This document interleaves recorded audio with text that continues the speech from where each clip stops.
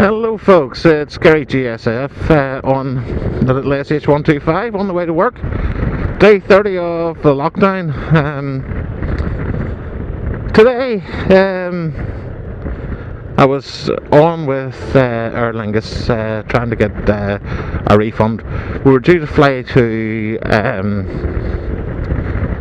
to New York on Saturday, which is in 3 days time, and with the lockdown we're not able to get.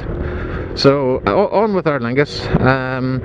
Now we booked Aer Lingus via Expedia, so we got an email previously to say that we could then apply for a voucher, and we'd have the credit for using the flight in a later date. So that's what we did do. Now I came back because we'd gone through Expedia to book the flight. It wasn't eligible for a voucher, so I went on. You had to leave it to 72 hours before your flight before you phoned. So I went on today and got through to a call centre, a foreign lady, I believe in India. Now she was just stuck to a script and kept on going, and absolutely lost the plot with me. Now, okay, I was holding firm, I will say that, but started screaming down the phone at me. So I had to tell her to stop and desist from screaming at me. There was no need, but eventually she calmed down, and I says, well, you've cancelled my flight, which they had done. They cancelled the flight on the strength of the voucher, so she was going to reinstate the flight and let us lose the money. So at this stage, I noticed there had been a time change on the flight. This actually, the previous lady had cut me off, so I noticed there was a time change on the flight. So I then got in touch with that section for the flight change, and they says no, we can't do that. And again, they were holding firm on the same thing. But I asked to speak to the manager, and the manager says, well, what we could do is change it to a flight later in the next year, which was March was available, or February was available. And he says if you book on the February one, you can then change it to the April one that you want, and he'll note on it that there'll be no charge. So this was very acceptable. But in the process of doing that,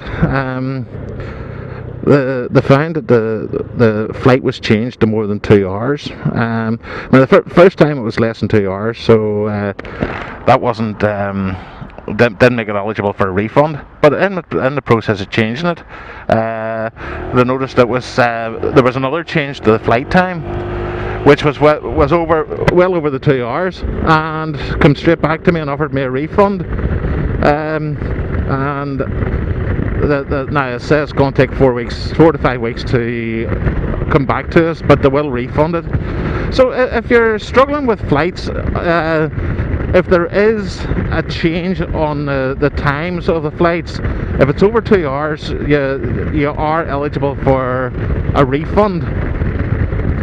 So it's certainly worth checking that. I know people are having struggles to get money back from airlines. Our flight was actually still going, although with the lockdown we're not allowed to do non-essential travel, or we then have to go into self-isolation in New York, which is certainly not ideal. So there were, because the flight was still operating, they weren't going to give refunds on it. So, but because they changed the time in more than 2 hours, I was eligible for a refund. So hopefully that information is useful for some people.